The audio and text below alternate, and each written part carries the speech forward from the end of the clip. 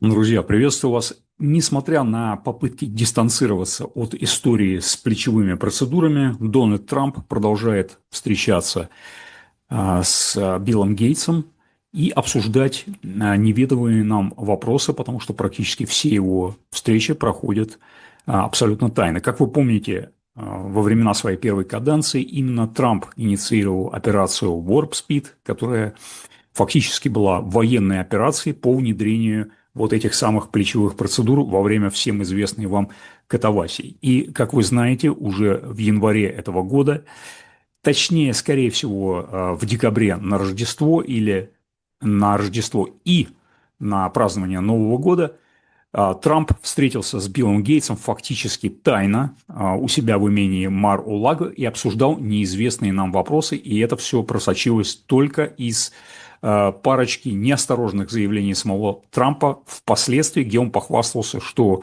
якобы Билл Гейтс к нему сам напросился, хотя, по-видимому, это была встреча по взаимному интересу. И вот сейчас встречи тайные Трампа с Гейтсом продолжают происходить, покрытые мраком, потому что, во-первых, не было никакого официального уведомления о том, что вчера, во вторник, президент США Трамп встретился в Белом доме с бывшим гендиректором Microsoft и миллиардером Биллом Гейтсом, как сообщает NBC News со ссылкой на высокопоставленного чиновника Белого дома.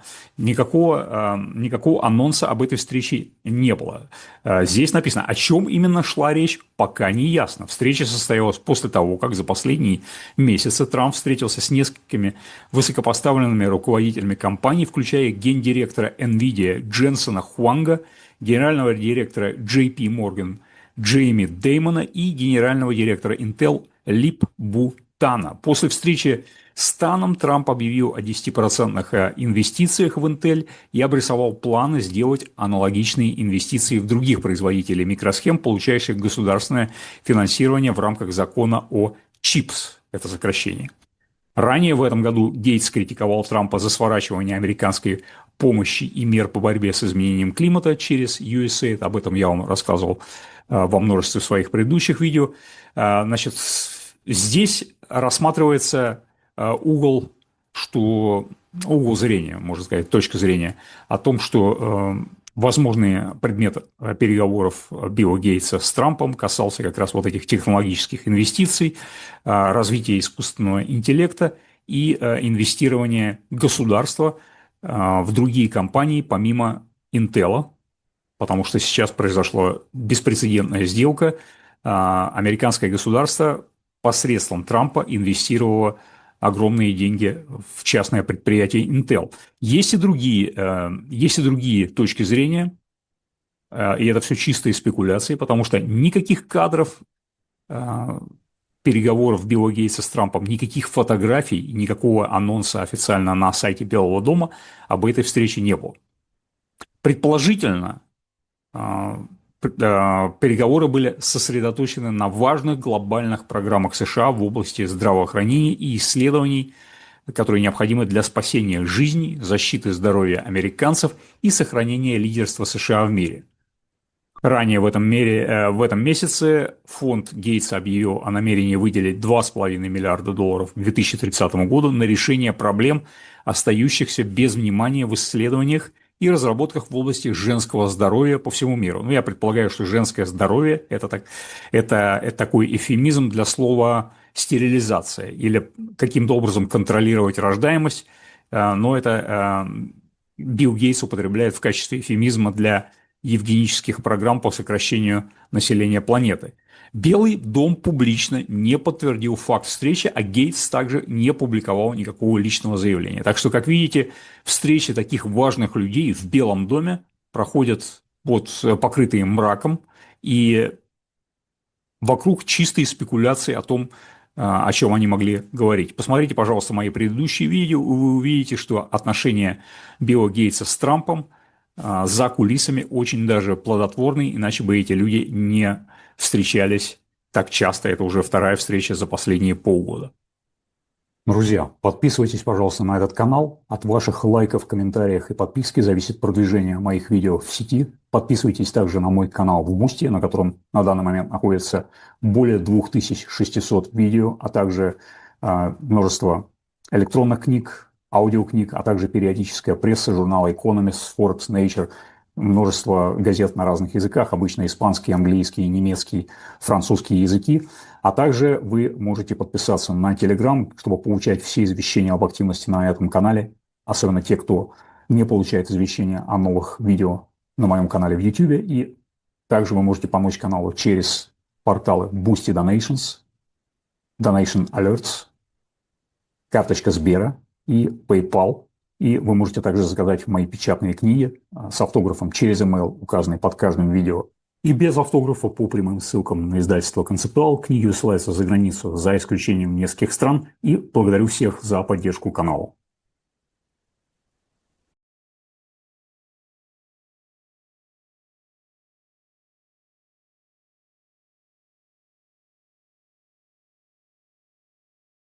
Друзья, приветствую вас. Это видео записывается 7 июня, и я бы хотел еще сказать пару слов по поводу так называемого конфликта между Трампом и Маском. Мы не знаем в точности, реальный ли это конфликт или это постановка, но то, что Маск, его бывший партнер и друг Питер Тиль и Дональд Трамп, а также Джеффри Эпштейн связаны не только дружбой, но и некими финансовыми узами, о чем показывают несколько конфиденциальных докладов, которые всплыли за последние несколько недель. И именно на это, вероятно, намекал Илон Маск, когда обвинил в своей соцсети X Дональда Трампа о том, что Трамп фигурирует в неких файлах Джеффри Эпштейна, которые, по всей видимости, сейчас находятся во владении ФБР. И, как вы знаете, Кеш Патель, директор ФБР, вместе с замдиректора Дэном Банджино утверждает, что Эпштейн на самом деле покончил с собой в реальности, что у них есть какое-то видео, которое доказывает, что он покончил с собой. При этом язык тела, например, Дэна Банджино показывал, что он сам не верит в это, и ему неприятно врать, тем не менее он врал. Также его босс, который сидел рядом с ним в интервью, тоже врал. Хотя очевидно, что обоим это неприятно, но у Кэша Пателя это выглядело гораздо более органично. Так вот, на данный момент всплыла информация, что печально известный Джеффри Эпштейн инвестировал $40 миллионов в два фонда, которые управляются компанией под названием Valar Ventures. Это нью-йоркская фирма, соучредителем которой является магнат из Кремниевой долины Питер Тиль, бывший партнер и приятель Илона Маска, я бы сказал, даже друг. Эпштейн инвестировал в Valar Ventures в 2015-2016 годах, создав то, что стало крупнейшим, оставшимся у него, точнее, в его так называемом estate, это то, что осталось после смерти Эпштейна, его наследие в имуществе, которое составляет реальную финансовую ценность. Согласно газете New York Times, инвестиции, которые в настоящее время оцениваются приблизительно в $170 миллионов, согласно конфиденциальным документам об имуществе, которые рассмотрела газета New York Times, представляет собой 325% доходности за почти десятилетие. То есть Эпштейн инвестировал в дело Питера Тиля $40 миллионов, из которых получил $170 миллионов. То есть прекрасная доходность. Фирма республиканского мегадонора Питера Тиля, который вместе с Илоном Маском помогал избраться Дональду Трампу, естественно, тоже не бесплатно, как мы видим, заключила инвестиционную сделку с Джеффри Эпштейном, которая принесла имуществу покойного, обвиняемого в кекс-торговле, $170 миллионов, что стало реальным последним его активом, потому что все то, что было накоплено Эпштейном за годы непосильной работы, приблизительно составляет $600 миллионов, и все это ушло на судебные иски и на внесудебное урегулирование около 200 жертвам, каждая из которых получили от $500 тысяч до $2000. И мы все слышали, что Эпштейн миллиардер, но, оказывается, после него осталось всего лишь $600 миллионов. Ну, это, конечно, тоже внушительная сумма, но, однако, это далеко от миллиарда. Так вот, инвестиции, которые делал Эпштейн в Питера Тиля в 2015-2016 годах, оставались тайной, и они всплыли только сейчас, после того, как Питер Тиль со своим другим предприятием Palantir Technologies, которое долгое время сотрудничало со спецслужбами, заключил с администрацией Трампа договор на собирание всех баз данных со всех государственных департаментов в одну биометрическую базу данных, и она теперь будет следить таким образом очень эффективно за гражданами Соединенных Штатов, а может быть и за всеми остальными гражданами, потому что технологии, по всей видимости, это позволяют. На этот счет смотрите мое предыдущее видео, которое я на всякий случай присоединяю сюда, и сообщения о встречах Джеффри Эпштейна и Питера Тиля впервые появились еще в 2023 году, полная природа которых оставалась неясной. По данным некоторых информационных порталов, не крупнейших СМИ, а информационных порталов, электронные письма показывали, что у них были забронированы несколько встреч еще в 2014 году, включая ужин со знаменитым режиссером Вуди Алленом, который тоже как бы является любителем молодежи, что следует из отношений хотя бы со своей бывшей приемной дочерью, на которую он сейчас женат. Весьма странный человек, кроме того, что он талантливый режиссер, но у него явно какие-то не очень здоровые наклонности. Информация всплывала множество раз, однако каждый раз она все-таки заминалась, но стала причиной конфликта с его бывшей женой.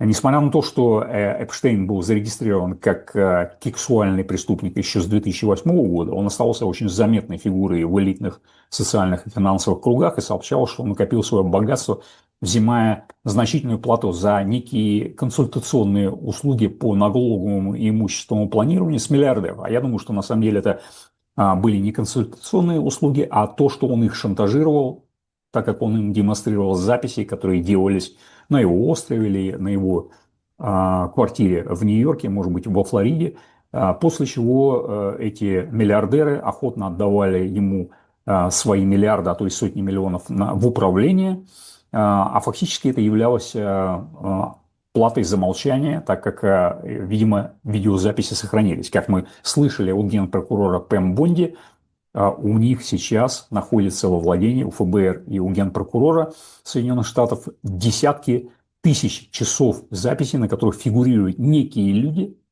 которые развлекались с очень-очень-очень, ну, очень молодыми. То есть не теми молодухами, про которых мы уже слышали, а реально совсем маленькие. Да?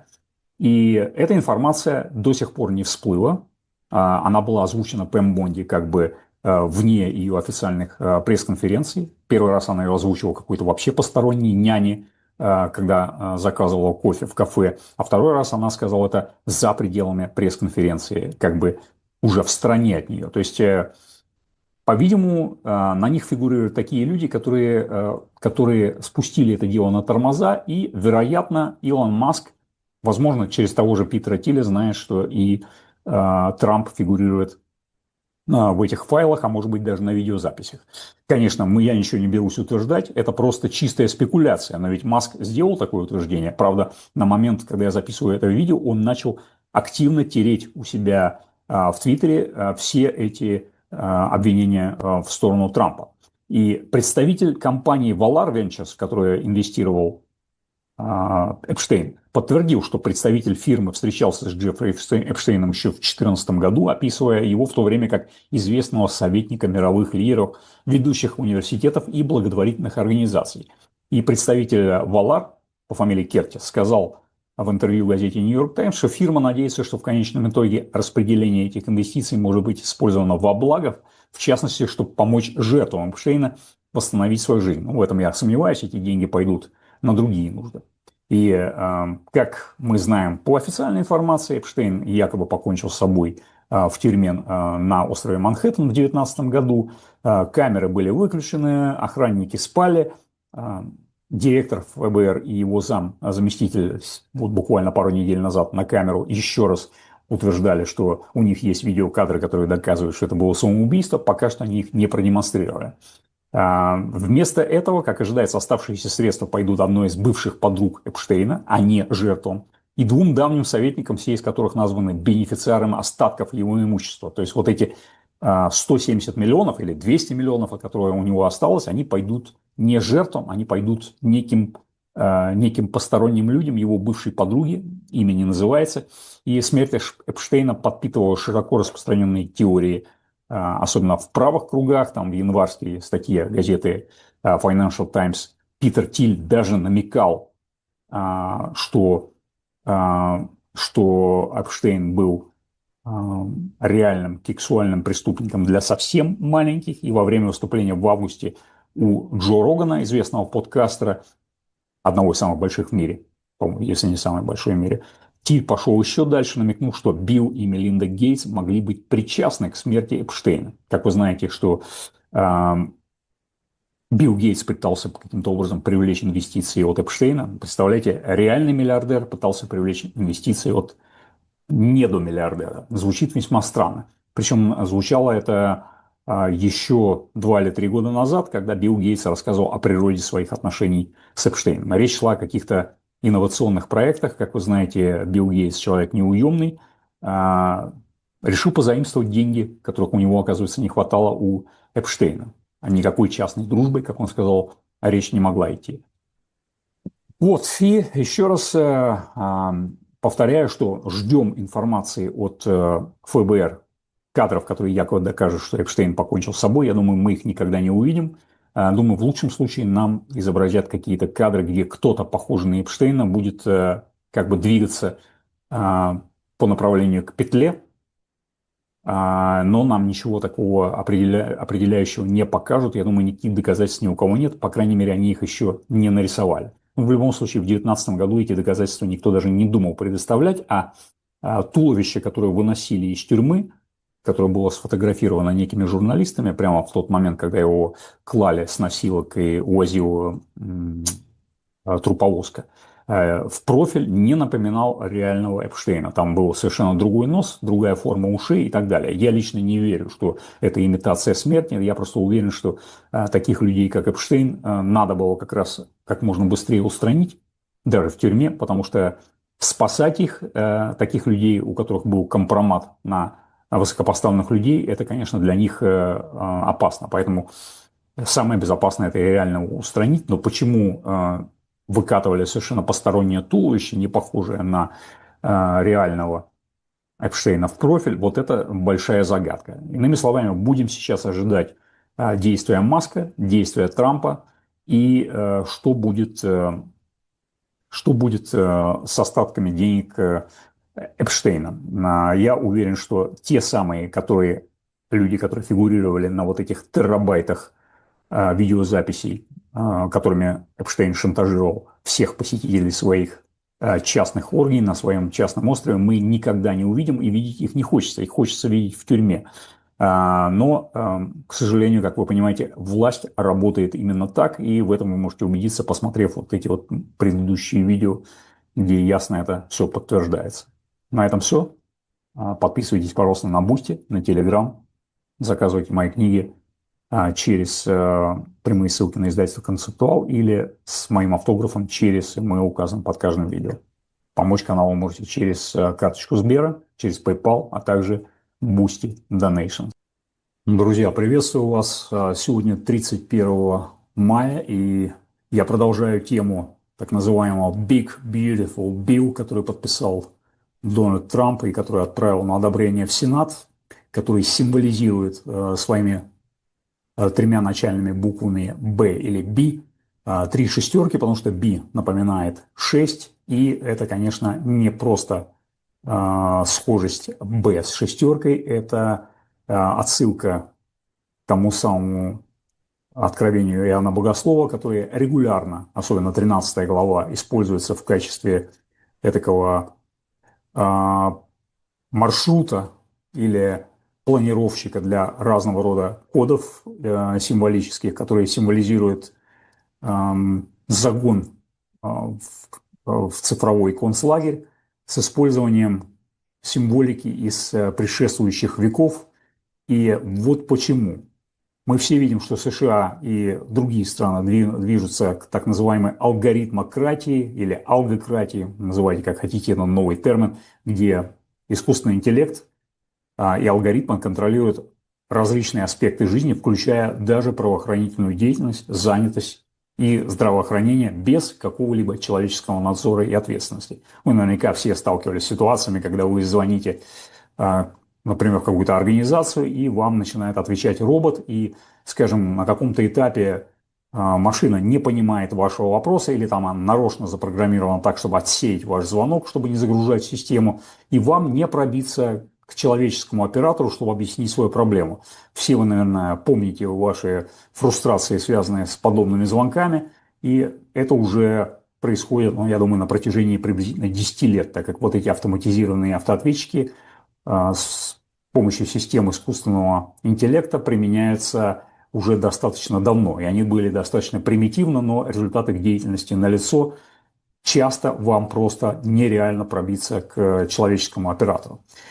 Но десятилетний запрет администрации Трампа на регулирование искусственного интеллекта позволит искусственному интеллекту работать вообще без всяческого надзора, что потенциально может привести к государственному надзору, где граждане сортируются и оцениваются и контролируются только машинами. И речь, конечно, не идет просто об автоответчиках в различных государственных и частных организациях. Чтобы противостоять этому, необходимо просто требовать прозрачности этих алгоритмов, которые никто из нас не знает, включая даже многих сотрудников этих компаний, прав собственности на данные и возможности судебного преследования за автоматизированные решения, а также цифрового биля о правах, который будет гарантировать подобные права, как конфиденциальность, безопасность данных и право оспаривать так называемые автоматизированные решения. Глубинное государство никуда не уходит с приходом Трампа к власти, его просто заменяют. Заменяют не харизматичным автократом или даже теневой бюрократией, а искусственным интеллектом, бесчувственным, безответственным и, можно сказать, бессмертным. Пока мы стоим на пороге нового технологического порядка, машина власти тихо переходит в руки алгоритмов. И под надзором Дональда Трампа этот период фиксируется, по крайней мере, на поколение вперед. Последняя законодательная инициатива Трампа – это десятилетний запрет на регулирование искусственного интеллекта, заложенный в один большой красивый законопроект. Вот этот самый Big Beautiful Bill, который лишает государственные и местные органы власти возможности устанавливать какие-либо ограничения в отношении искусственного интеллекта до 2035 года. Этот законопроект был спрятан внутри этого Big Beautiful Bill, и я думаю, большинство людей даже не дочитались до этого момента. Несмотря на двухпартийные предупреждения от 40 генеральных прокуроров штатов, законопроект был принят Палатой представителей и сейчас ожидает одобрения Сената. Это не что иное, как федеральный зеленый свет для работы искусственного интеллекта без какого-либо надзора во всех сферах жизни, от правоохранительных органов и занятости до здравоохранения, образования и цифрового надзора. Это никакая не инновация, это институционализированная автоматизация тирании. Вот как в состоянии алгоритмического управления код быстро заменит конституционное право как механизм контроля. Мы быстро переходим от общества, управляемого законами и надлежащей правовой процедуры, к обществу, управляемому каким-то программным бездушным обеспечением. И речь идет, конечно, не только о Соединенных Штатах. Алгоритмическое управление относится к использованию машинного обучения и автоматизированных систем принятия решений для выполнения функций, которые когда-то были зарезервированы для специально обученных людей. Охрана правопорядка, право на социальное обеспечение, проверка иммиграционных вопросов, набор на работу, кредитный скоринг в банках и судебные оценки рисков. В этом режиме закон больше не интерпретируется, он исполняется автоматически, механически, без возможности апелляций, дискреции или вообще какого-либо человеческого милосердия. Эти системы искусственного интеллекта полагаются на так называемые исторические прецедентные данные, данные, пронизанные системой предвзятостью и человеческими ошибками для прогнозирования и принятия решений. Алгоритмы предиктивной полиции этакого особого мнения. Вы помните тот самый фильм с Томом Крузом, о котором я вам неоднократно рассказывал. Алгоритмы этой предиктивной полиции сообщают полицейским, где патрулировать и кого нужно останавливать. Технология распознавания лиц помечает подозреваемых в кавычках на основе фотографий, которые были взяты этими алгоритмами из социальных сетей. Программное обеспечение для оценки рисков присваивает гражданам баллы угроз без объяснений, без надзора и без возможности возмещения ущерба. Этакий социальный рейтинг, только уже в применении искусственным интеллектом прямо органами правопорядка. Эти алгоритмы работают в черных ящиках, защищенных коммерческими тайнами, патентами, исключениями из правил национальной безопасности. Общественность не может их проверить, суды не могут их оспорить, граждане не могут их избежать. И каков результат? Население сортируется, оценивается и контролируется машинами. Это практический результат программы дерегулирования администрации Трампа. Система ИИ дан реальный карт-бланш на наблюдение, категоризацию и криминализацию населения без прозрачности или возможности обратиться за помощью, оспорить подобные решения. И это не теоретические опасности, они уже происходят кругом. Примеры неконтролируемого искусственного интеллекта и предиктивной полицейской деятельности показывают, что предпреступность, это minority report или особое мнение, уже существует. Как только вас оценивают и отмечает машина, результат может изменить всю вашу жизнь, как это было, например, в случае с Майклом Уильямсом. Это был 65-летний мужчина, который провел почти год в тюрьме за преступление, которого не совершал. Уильямс просто был за рулем, когда проезжавшая машина обстреляла его автомобиль, в результате чего погиб его 25-летний пассажир, который просто был попутчиком. Несмотря на отсутствие какого-либо мотива, оружия, свидетелей, полиция предъявила Уильямсу обвинение на основе программы обнаружения выстрелов на базе искусственного интеллекта под названием ShotSpotter. Система уловила громкий хлопок неподалеку от места преступления и триангулировала его на автомобиль Уильямса. В конечном итоге обвинение было снято из-за отсутствия доказательств, но он провел в тюрьме 1 год. Это так называемое предпреступление в действии, прогноз, а не доказательство, алгоритм, а не очевидец. Программы вроде ShotSpotter печально известны тем, что ошибочно классифицируют шумы вроде фейерверков и строительных хлопков, скажем, падающего кирпича, как выстрелы.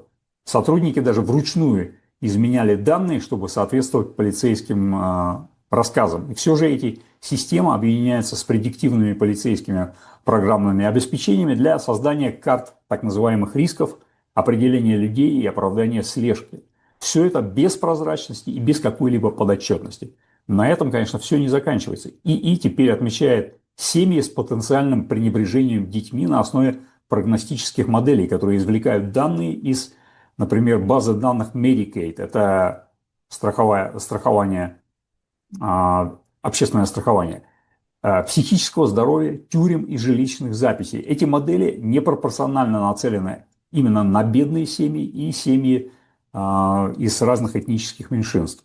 Алгоритм присваивает баллы риска от 1 до 20, семьям и их адвокатам никогда не сообщают, какие баллы или что конкретно использовалось для их преследования. Представьте, что вы потеряли своего ребенка из-за системы усыновления, потому что секретный алгоритм сказал, что вы можете быть рискованным родителем. Вот как ИИ переопределяет чувство вины. Подход администрации Трампа к регулированию искусственного интеллекта раскрывает более глубокий план по дерегулированию самой демократии. Какой бы она плохой ни была, но все же это демократия какой-то реальной человеческой бюрократии. Но она сейчас подменяется бездушными машинами. Вместо того, чтобы сдерживать эти злоупотребления, администрация Трампа их просто ускоряет. Исполнительный указ под названием «Устранение барьеров для американского лидерства в области искусственного интеллекта», подписанный Трампом в начале 2025 года, отменил предыдущие гарантии ИИ, устранил проверки предвзятости и поручил агентствам отдавать приоритет так называемым инновациям над этикой. Приказ предписывает каждое федеральное агентство быстро принять искусственный интеллект в таких областях, как охрана правопорядка и надзор. Под видом эффективности, в кавычках, конечно, стираются какие-либо конституционные гарантии. Десятилетний мораторий Трампа на регулирование искусственного интеллекта – это логичный следующий шаг. Он демонстрирует последнюю линию обороны, сопротивления на государственном уровне и обеспечивает единую национальную политику алгоритмического доминирования. Результатом является система, в которой правительство больше не управляет, оно просто обрабатывает. Расширение ИИ федерального правительства создает государство наблюдения, точнее надзора, слежки, которое не может ограничить ни одна человеческая власть. Так что добро пожаловать в государство надзора и слежки 2.0, такую бессмертную машину. Более 1700 случаев использования искусственного интеллекта были уже зарегистрированы в федеральных агентствах в США, сотни из которых напрямую повлияли на безопасность и права людей. Многие агентства, включая Департамент внутренней безопасности, Homeland Security, Департамент по делам ветеранов, Департамент здравоохранения и социальных служб, используют ИИ для принятия решений без какого-либо общественного участия или контроля. Это то, что технократы называют алгократией или алгоритмократией. Правилам по алгоритму. В алгократии невыборные разработчики и корпоративные подрядчики имеют больше власти над вашей жизнью, чем выбранные должностные лица, которых вы, пускай даже формально, но выбирали.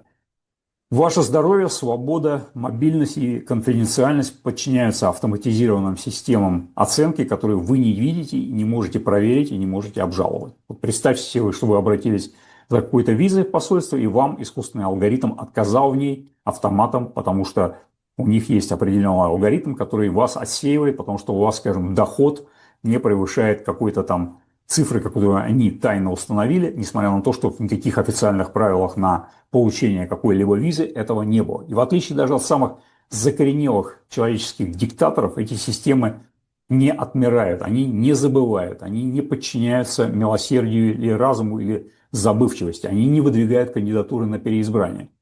Они упорствуют, они управляют с помощью прогнозирования, надлежащая правовая процедура исчезает в дымке машинной логики, и самым пугающим эффектом этого цифрового режима является смерть надлежащей правовой процедуры. В какой суд можно будет обратиться, если алгоритм обозначил вас как опасность?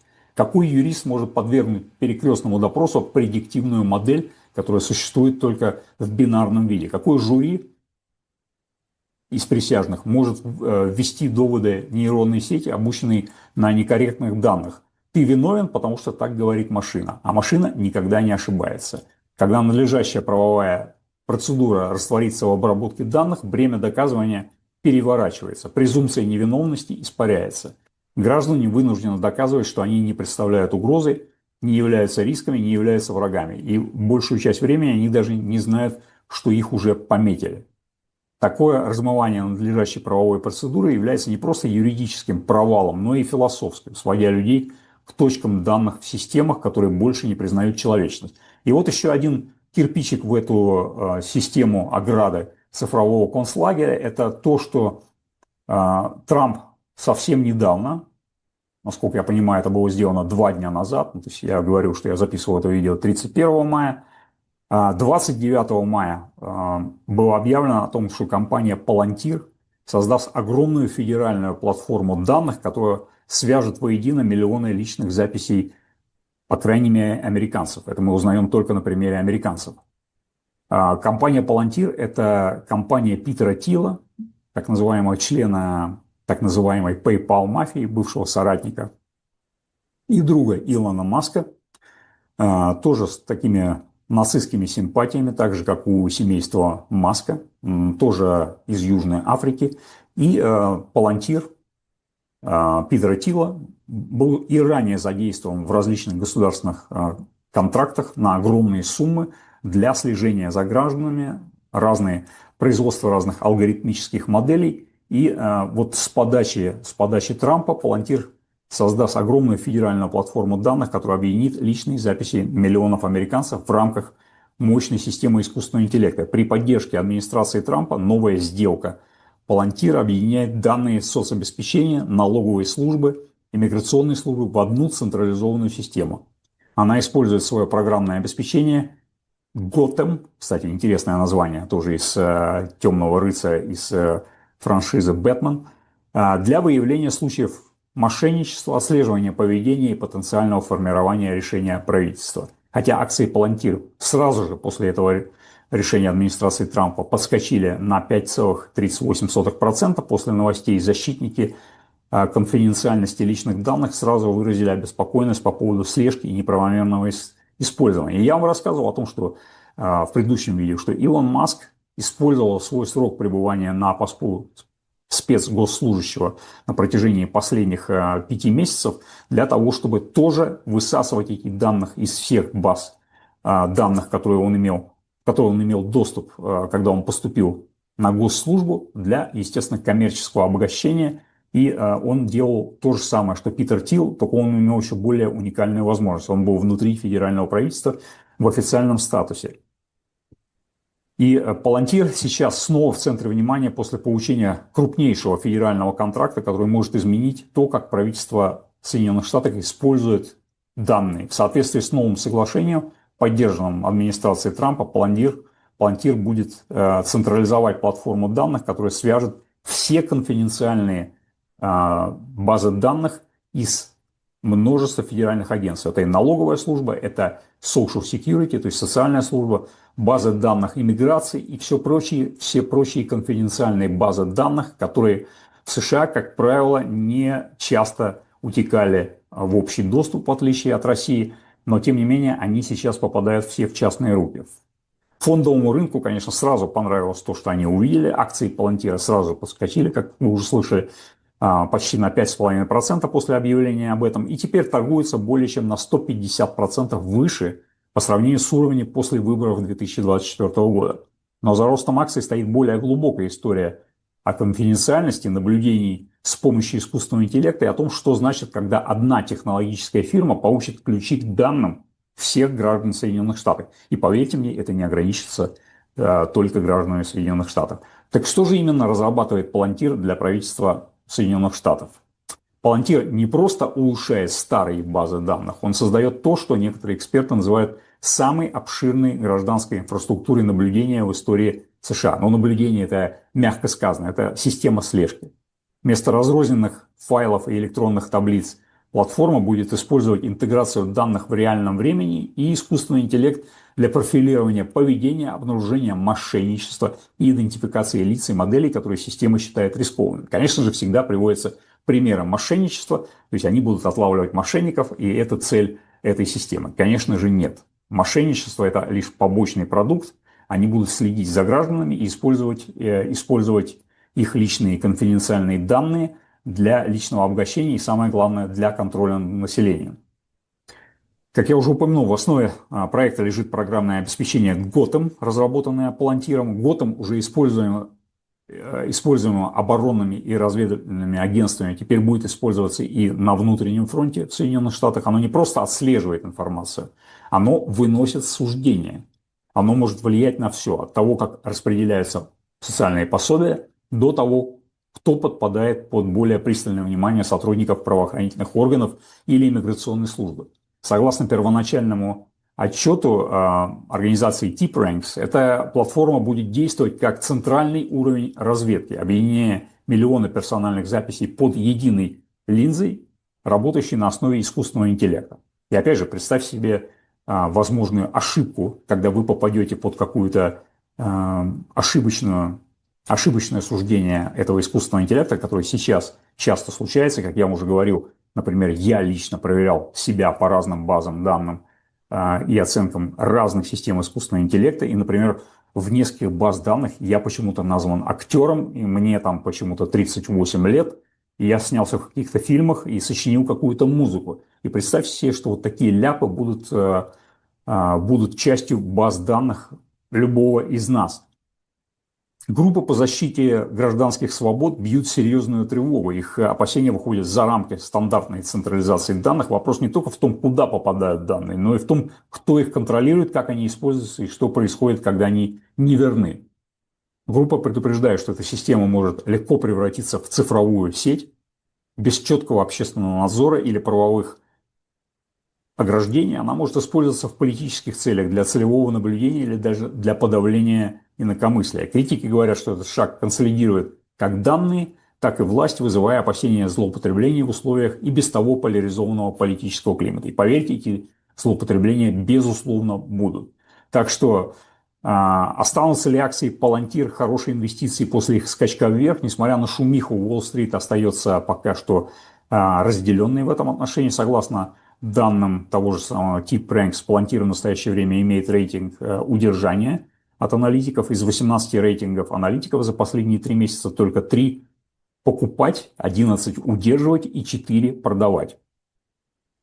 Средняя 12-месячная целевая цена составляет $100,13. Это примерно на 18% ниже торговой цены. Это говорит о том, что аналитики считают, что рынок может быть слишком оптимистичен в отношении правительственной сделки Palantir и ее долгосрочной прибыльности. Ну, поверьте, даже в в отрыве от стоимости акций Палантира, Палантир извлечет из этого контракта столько личных бенефитов для их владельцев и тех, кто потом будут покупать эти систематизированные данные вместе уже их оценкой, что они смогут себе компенсировать любые потенциальные потери на фондовом рынке из-за скачка стоимости их акций.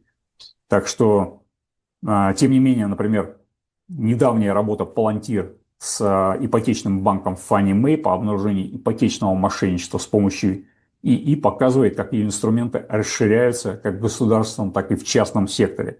Станет ли это преимуществом или недостатком в долгосрочной перспективе, зависит от того, как компания справится со своим растущим влиянием. Так что же ждет Palantir и как будет использовать правительство США вот эту систему слежки? Контракт знаменует собой существенный сдвиг в том, как федеральное правительство обрабатывает данные и насколько оно полагается на частные технологические компании, такие как Palantir, для управления конфиденциальной информацией. Благодаря аналитике в реальном времени, инструментам профилирования и обнаружения угроз с помощью ИИ эта сделка может определить, как штат будет работать в цифровую эпоху. Это больше, чем просто технологическое новшество. Это проверка того, насколько далеко ИИ может зайти внутри правительства и примет ли его общественность. Общественность никто спрашивать не будет. Так что вот такие угрозы стоят перед всеми нами при внедрении искусственного интеллекта практически во все сферы нашей жизнедеятельности. Я буквально несколько дней назад обнаружил, что в поисковике Google первый результат поиска – это оценочное мнение искусственного интеллекта от Google.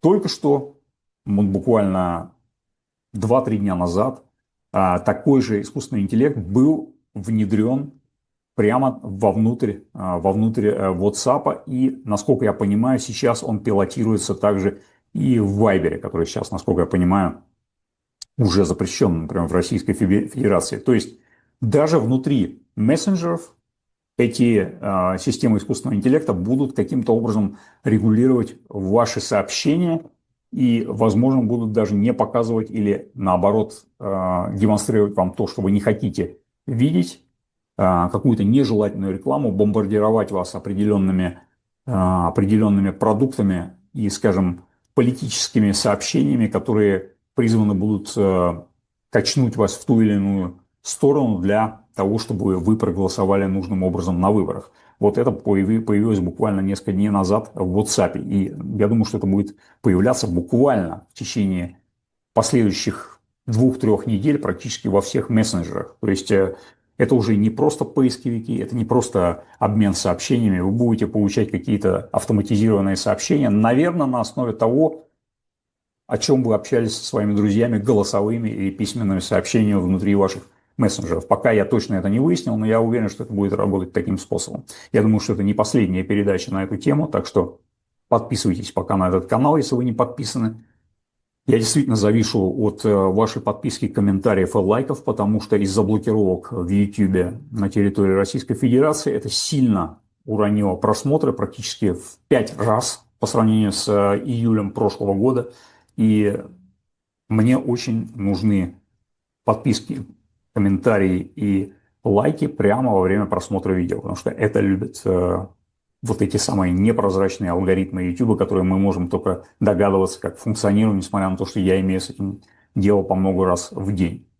Подписывайтесь также на мой канал в Бусти, где уже более 2590 видео, десятки тысяч фотоматериалов, аудиокниги, периодическая пресса, такие как Forbes, Nature, Economist, на разных языках, журнал «Шпигель», газета «Le Monde», «El País», испанская и так далее, и так далее. Все это вы можете прочесть на моем портале вместе с неповторимыми документальными фильмами в русском переводе.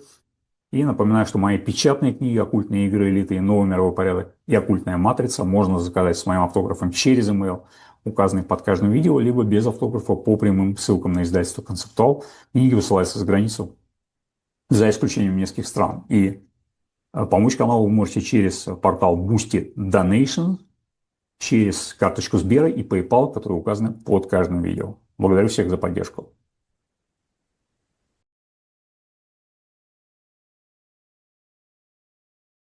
Друзья, приветствую вас. Наверняка те, кто слушал мой вчерашний выпуск новостей, речь идет о выпуске новостей вечером 28 мая, слышали о том, что Илон Маск раскритиковал законопроект о расходах, подписанный президентом Трампом, который недавно был принят Палатой представителей, заявив, что он противоречит его работе по сокращению расточительных государственных расходов. В интервью, которое должно выйти в эфир 1 июня в программе CBS Sunday Morning, самый богатый человек в мире, по крайней мере номинально, Илон Маск, и глава консультативного совета Департамента эффективности государственного управления заявил, что так называемый большой красивый законопроект Трампа, как он его сам называет, не поможет финансам страны.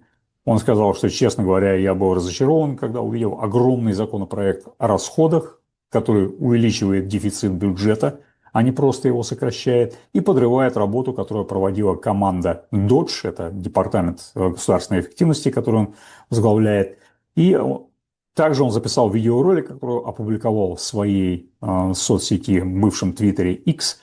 Трамп ответил в среду на критику своего главного спонсора предвыборной президентской кампании, что нам пришлось провести этот биль через Палату представителей.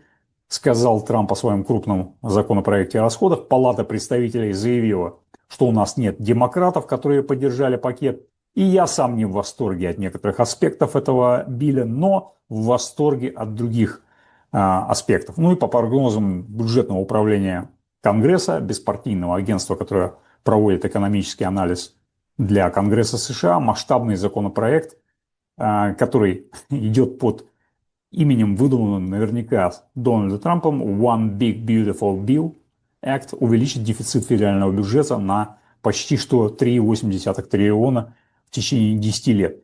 Я не берусь здесь судить экономическую составляющую этого билля, но я хочу вам указать на символизм. Вы помните, что в течение года президент Джо Байден продвигал так называемый слоган Big Build Back Better, ну, что можно так грубо перевести, как мы отстроимся получше снова.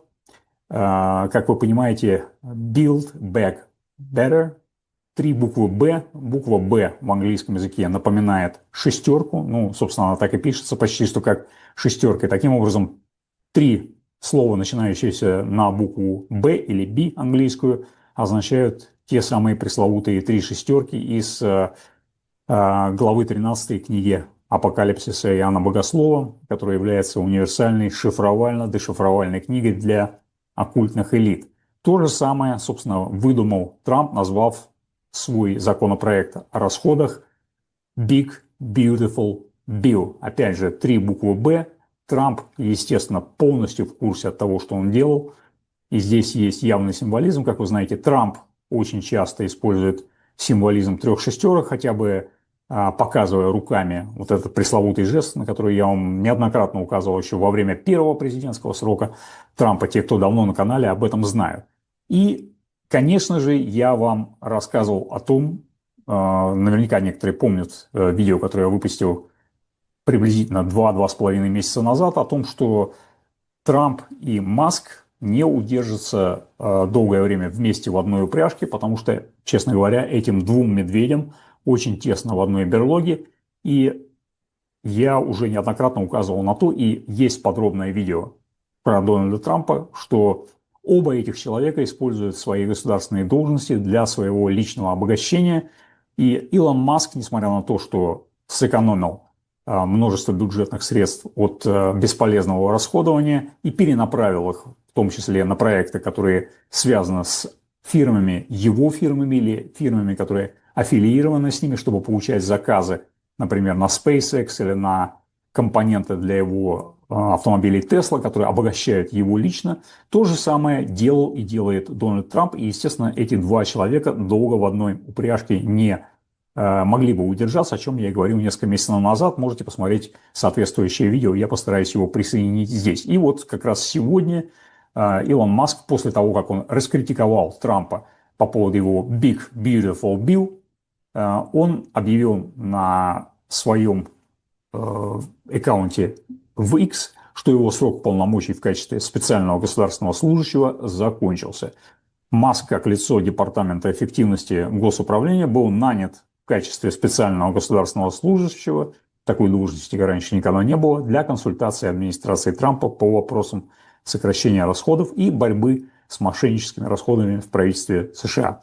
Маск в своем посте заявил: поскольку мой срок полномочий в качестве спецгосударственного служащего подходит к концу, я хотел бы поблагодарить президента Дональда Трампа за возможность сократить неэффективные расходы. Миссия DOGE, это сокращенное название этого агентства, со временем будет только укрепляться, поскольку она станет образом жизни всего правительства.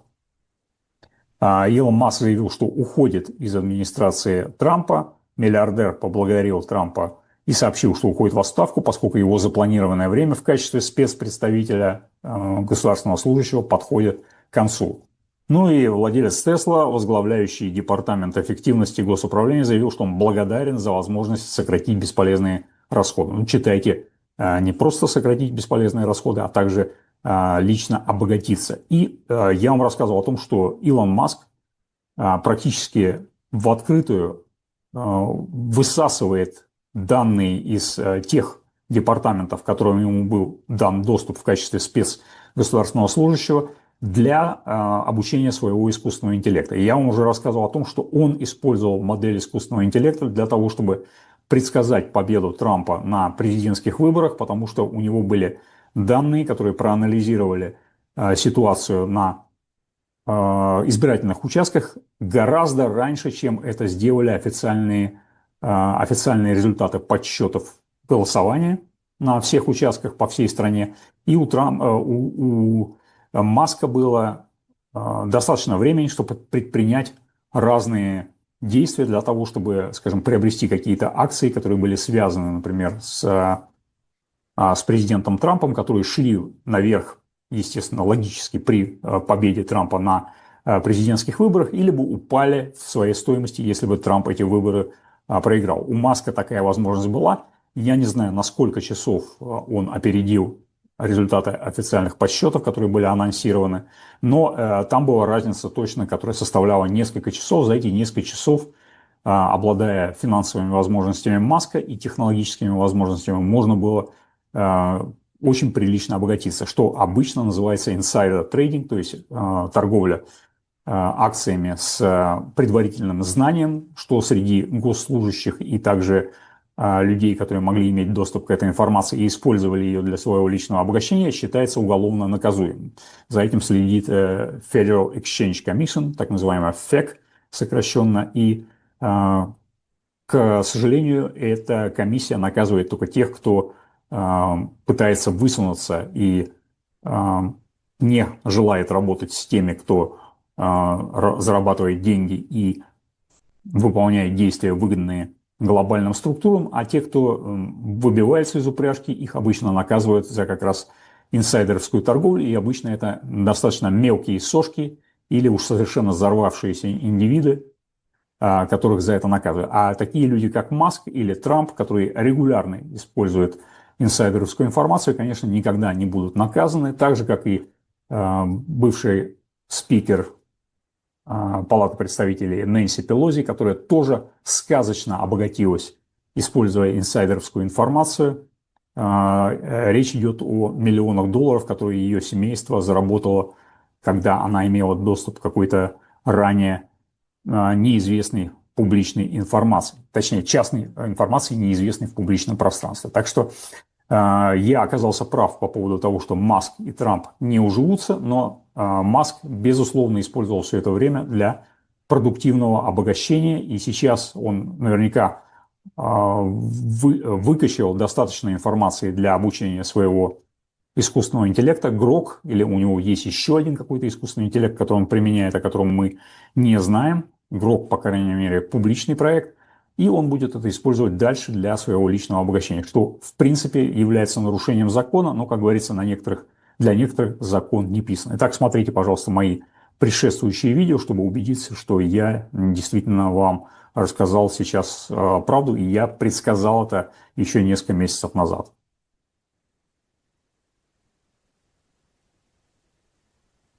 Друзья, приветствую вас А у меня создается стойкое впечатление, что союзник Дональда Трампа Илон Маск ненадолго задержится в Белом доме и недолго будет пребывать на посту возглавляющего Министерство госэффективности, если его так можно по аналогии назвать, вместе с Вивеком Рамасвами. По видимости, Илон Маск пытается вести свою собственную игру. Во-первых, он пытается получить государственные контракты, как он это и делал за свою 25-летнюю бизнес-карьеру. А также он пытается расставлять своих людей, которых он привел из своей компании Tesla. Он пытается самому себе как бы подыгрывать, совмещая одновременно роль крупнейшего бизнесмена страны, богатейшего человека и также правительственного чиновника, что, в общем-то, абсолютно несовместимо. И это, по-моему, первый такой открытый прецедент, когда бизнесмен, открытый бизнесмен с официальными должностями в своих компаниях занимает высокую должность в правительстве. Раньше, по крайней мере, полномочия эти бизнесмены должны были складывать и номинально назначать своих родственников или доверенных лиц на управление своих компаний. Маск этого до сих пор не сделал. И вот, естественно, он начинает делать какие-то резкие телодвижения. Я думаю, что из-за своего характера, на мой взгляд, он человек не совсем уравновешенный. Это показывают его странные жесты на инаугурации. Фотографии вы все видели, наверное, его странное поведение на инаугурации и также на других публичных мероприятиях за последнее время, где он реально не мог даже спокойно стоять или сидеть, постоянно вертел головой, закатывал глаза и так далее. И, по-видимому, в скорости он войдет в реальный конфликт, в клинч с самим Трампом, потому что это такой человек, который тоже не терпит второго такого человека с такими же амбициями рядом, причем в правительстве. Понятно дело, что во время предвыборной борьбы Трампу нужны были деньги и поддержка Маска, медийная поддержка Маска через Twitter, X, которым управляет и владеет Маск. Более 100 с лишним миллионов долларов Маск дал на предвыборную кампанию Трампа. И, конечно, Трамп ему обязан, но я думаю, что такой союзник ему надолго не понадобится. И вот вам такой пример яркий, что, скорее всего, в течение, ну, по крайней мере, первого года Трамп, возможно, будет вынужден сместить Маска, независимо от надобности в его деньгах. На данный момент Маск практически похитил данные отдела кадров, который заведует государственным аппаратом в Соединенных Штатах. По словам двух чиновников агентства, помощники Илона Маска, отвечающие за управление кадровым агентством правительства США, заблокировали доступ кадровых государственных служащих к компьютерных системах, содержащих персональные данные миллионов федеральных служащих. Вступив в должность всего 11 дней назад, президент Трамп приступил к масштабной перестройке правительства, уволив и отстранив от должностей сотни государственных служащих в рамках своих первых шагов по сокращению бюрократического аппарата и назначению большого числа лояльных ему людей. Но Маск, которому Трамп поручил сократить численность более чем 2 миллионов гражданского персонала государственного управления, быстро принял меры по назначению своих собственных союзников и протеже в агентство, известное как Управление кадрового менеджмента. Оба чиновника, которые поговорили с агентством Рейтер на условиях анонимности из-за страха возмездия со стороны Маска, сообщили, что некоторым старшим сотрудникам этого агентства, сокращенно ОПМ, был отозван доступ к некоторым системам данного департамента. По словам чиновников, система включает в себя обширную базу данных под названием Enterprise Human Resources Integration, которая содержит даты рождения, номера социального страхования, оценки, домашние адреса, уровни заработной платы и стаж работы государственных служащих. У нас нет никакой информации о том, что они делают с компьютерами и системами данных, сказал этот чиновник на условиях анонимности. Это вызывает большую обеспокоенность. Нет никакого надзора. Это создает реальная проблема с кибербезопасностью и хакерством. Чиновники, на которых распространяется этот шаг, по-прежнему могут входить в систему и получать доступ к таким функциям, как электронная почта, но больше не могут видеть огромные наборы данных, охватывающие все аспекты работы федеральных служащих. Маск и агентство ОПМ, представители новой команды и Белый дом не сразу отреагировали на просьбы прокомментировать ситуацию. Управление министра разослало служебные записки, в которых избегаются обычные сухие формулировки правительственных посланий, поскольку они призывают государственных служащих рассмотреть приложение об отступных, чтобы уволиться и отправиться в отпуск вместо вашей мечты.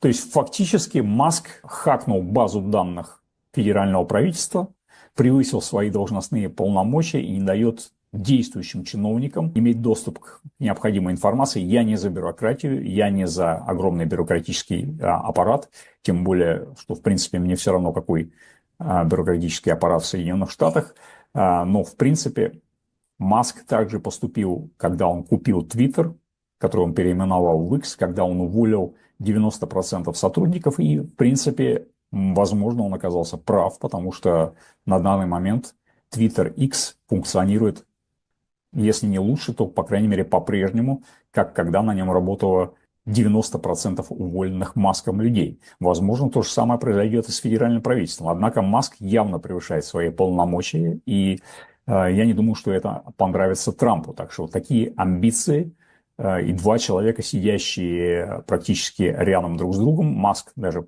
по-прежнему официально проживает в арендованном жилье в Мар-а-Лаго, в резиденции самого Трампа.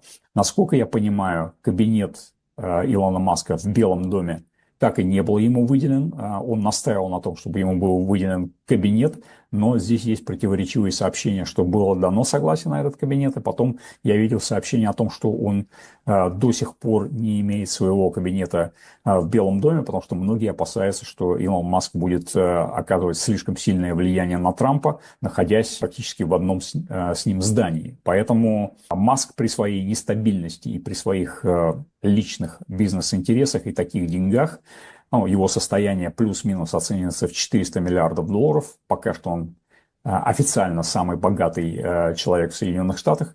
Оно, конечно, опасно. И мне это напоминает историю с Че Геварой и Кастро, когда на Кубе произошла революция. Че Гевара, будучи аргентинским революционером, помогавшим кубинцам Кастро захватить власть и свергнуть диктатуру Батиста.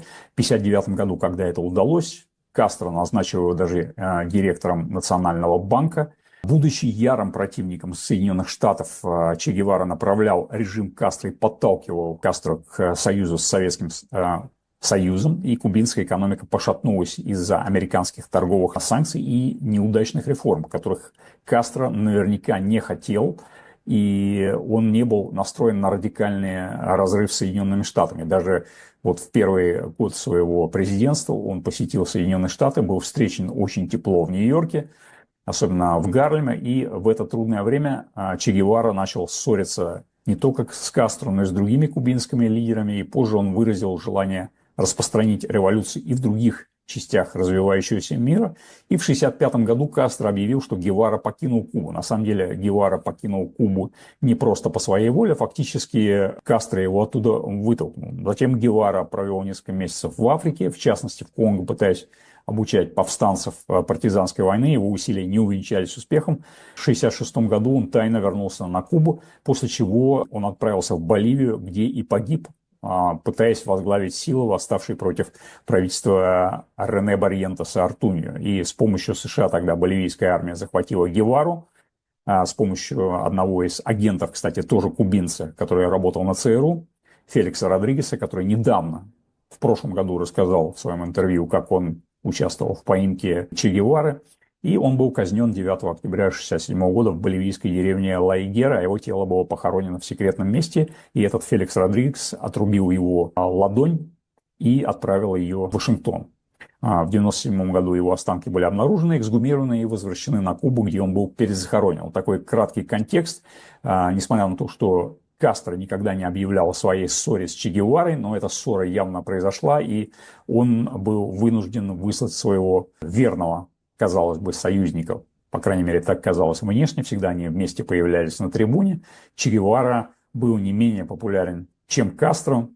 И даже в последние годы жизни Кастро образ Че Гевары был, скорее всего, даже более популярен, чем образ Фиделя Кастро, причем не только на Кубе. Поэтому у меня создается впечатление, что Маск со своими амбициями войдет точно в клинч по тому или иному вопросу с президентом Трампом. И вот этот вот инцидент с хакингом всей федеральной системы отдела кадров, я думаю, что выведет Трампа из себя. Посмотрим, как будут развиваться события, но очевидно, что Маск при своей нестабильности человек очевидно опасный. На этом все, дорогие друзья. подписывайтесь на этот канал, ставьте, пожалуйста, лайки после 30 секунды.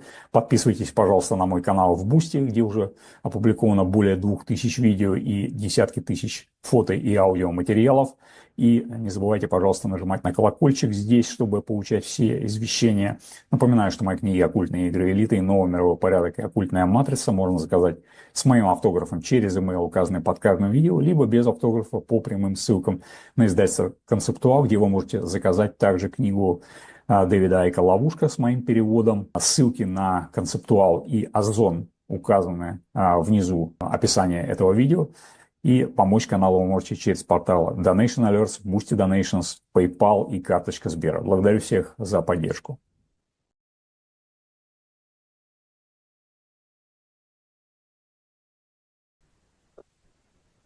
Друзья, приветствую вас всех. На протяжении нескольких месяцев перед предвыборной кампанией Дональда Трампа я вам множество раз рассказывал об эпизодах коррупции семейства Байденов. Об этом я рассказывал также и в предыдущие годы, о деятельности его сына Хантера Байдена, который продавал влияние своего отца, еще когда тот находился на посту вице-президента, как он состоял на фиктивной зарплате со стороны украинской компании «Бурисма», получал приблизительно 50 тысяч долларов в месяц за то, что он даже там не появлялся, занимая фиктивную должность члена Совета директоров, только для того, чтобы сводить украинских бизнесменов с его отцом, естественно, торговал влиянием. Эти факты коррупции в особой своей красе всплыли как раз в первые месяцы второго президентского срока Дональда Трампа. Об этом, я думаю, уже можно и не напоминать, потому что, я думаю, даже сторонников Демократической партии в Соединенных Штатах уже укоренился образ семейства Байденов как коррумпированного семейства. Ничего удивительного, что Джо Байден находился в политике более 50 лет, и за этот срок он, конечно, научился торговать своим влиянием, не будучи бизнесменом. В свою очередь, Дональд Трамп такой имидж вовсе не вызывает, потому что он не политик, а бизнесмен. Он так себя и позиционировал на протяжении практически всей своей жизни. Но сейчас даже такой сторонник Дональда Трампа, как журналист Такер Карлсон, который неоднократно встречался с Дональдом Трампом в предыдущие годы, брал у него интервью, ходил с ним какие-то бейсбольные или футбольные матчи, даже сейчас он начал выражать свою обеспокоенность планами семейства Трампа построить, например, отели и курорты в Омане, Катаре, Объединенных Арабских Эмиратах и Саудовской Аравии, чего он раньше никогда не выражал, как он как раз несколько дней назад сделал во время своего интервью с подкастером Шоном Райаном, у которого тоже очень большой канал и аудитория в несколько миллионов человек в YouTube, в Инстаграме, в Твиттере, X и так далее. Вы наверняка слышали, что ранее в этом месяце организация Трампа, это бизнес-организация Дональда Трампа, в которую входят практически все его дети, Trump Organization, подписала соглашение на строительство Trump International отель и Tower в Дубае, также на Trump Tower в Джиде в Саудовской Аравии и гольф-курорта в Дахе в Катаре. Также компания Трампа строит отель в Маскате в государстве, в султанате Оман. В начале этого месяца вы наверняка слышали о поездке Дональда Трампа на Ближний Восток, где он посетил Саудовскую Аравию, Катар и Объединенные Арабские Эмираты. Как вы слышали, хвалебные известия о том, что Трамп привез контрактов практически на 2,5 триллиона долларов из Саудовской Аравии, Катара и Объединенных Эмиратов. Это инвестиции, прежде всего, из Саудовской Аравии и Катара в американскую экономику. Об этом было заявлено с гордостью.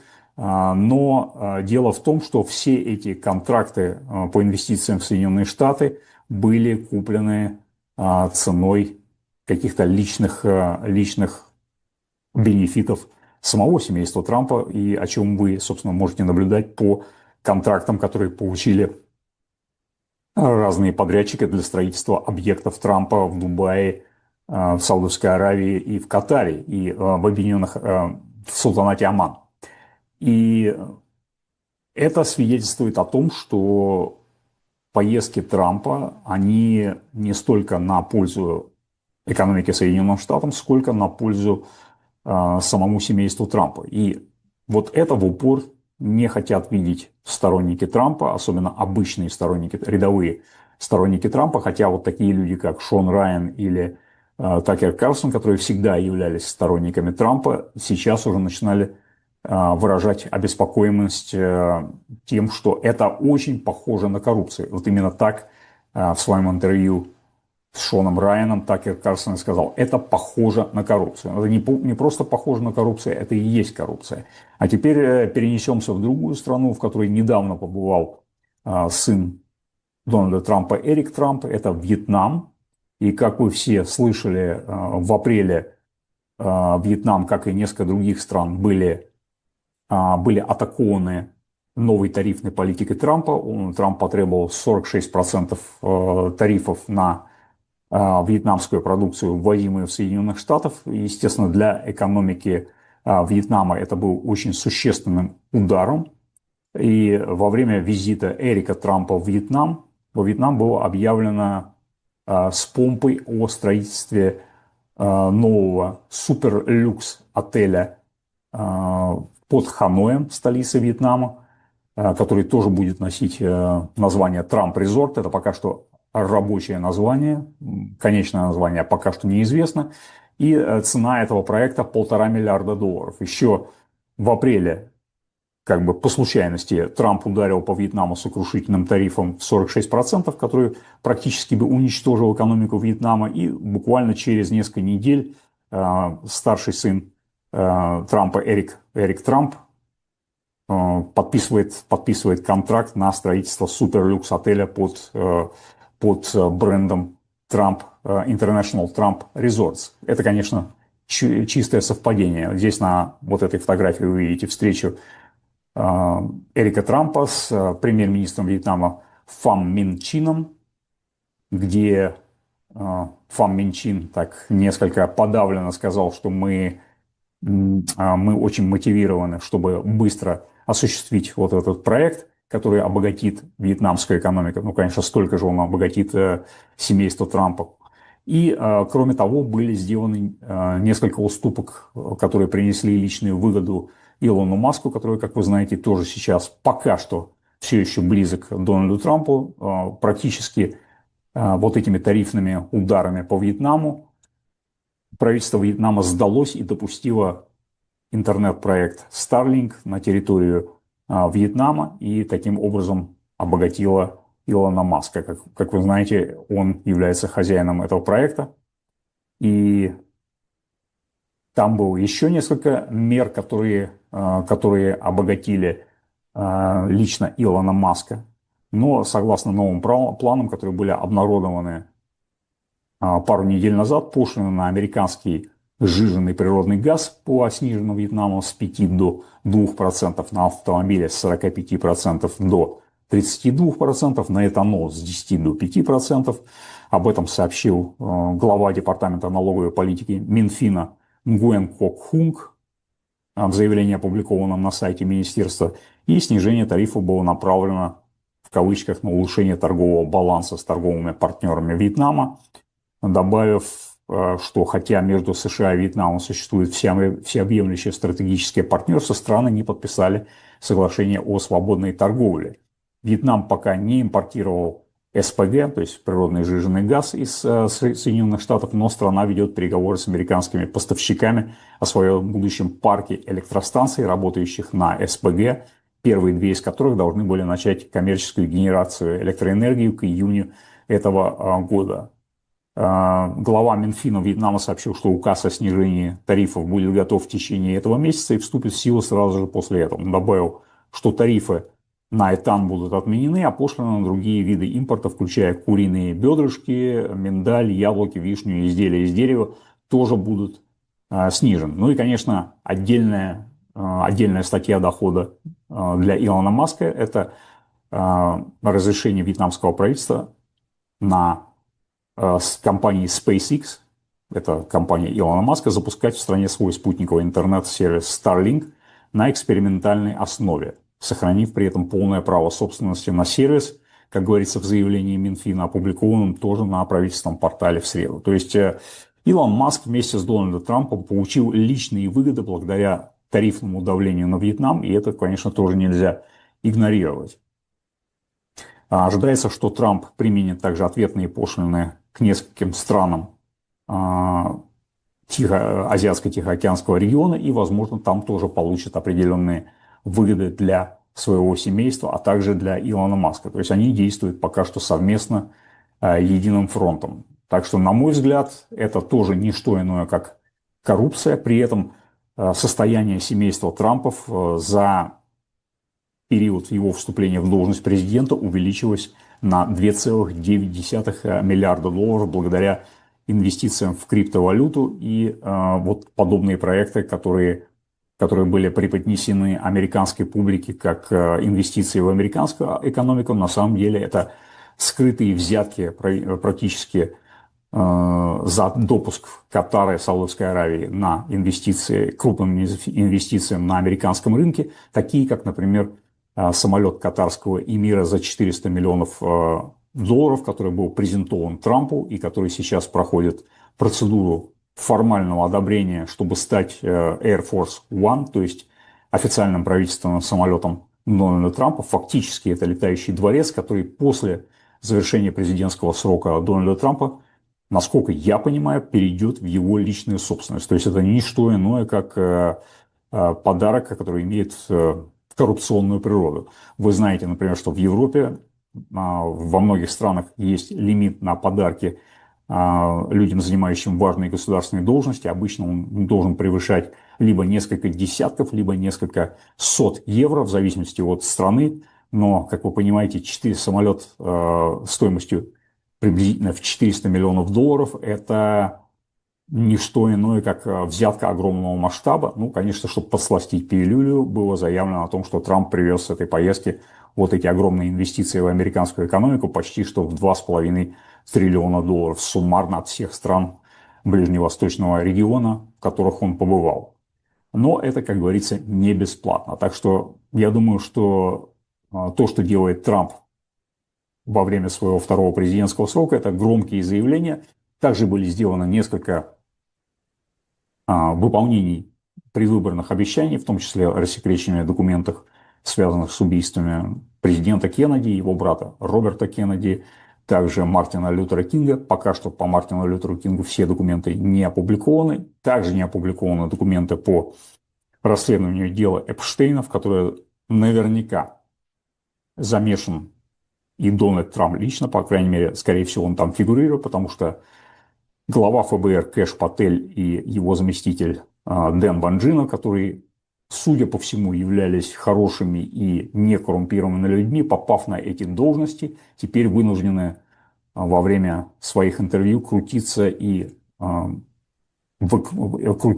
врать о том, что Эпштейн покончил сам с собой в своей тюремной камере, что документы будут опубликованы, хотя они уже не были опубликованы в тот срок, который они обещали, и, скорее всего, никогда не будут опубликованы, потому что там замешаны такие люди, о которых нельзя говорить. Тем более, что генпрокурор Пэм Бонди странным образом заявил о том, что у них есть, оказывается, десятки тысяч часов видеозаписей, на которых фигурируют, так сказать, очень-очень-очень молодые люди, и эта информация будет опубликована, но для этого нужно сохранить анонимность пострадавших. Ну, собственно, никто не хочет смотреть на пострадавших, все хотят арестов тех, кто издевался над этими молодыми людьми, а смотреть на эти записи, конечно, никому не интересно, я думаю, вряд ли кто это будет делать, но люди ожидают конкретных действий, арестов и хотя бы